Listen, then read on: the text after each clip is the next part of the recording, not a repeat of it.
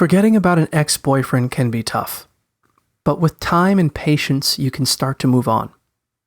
Give yourself some time to grieve, and try to focus on the reasons why the relationship didn't work out.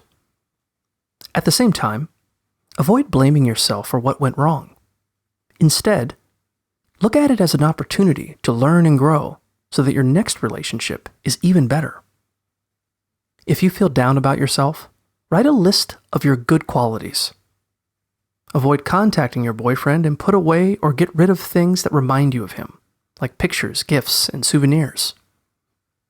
You may need to unfollow or even block him on social media, at least for a while.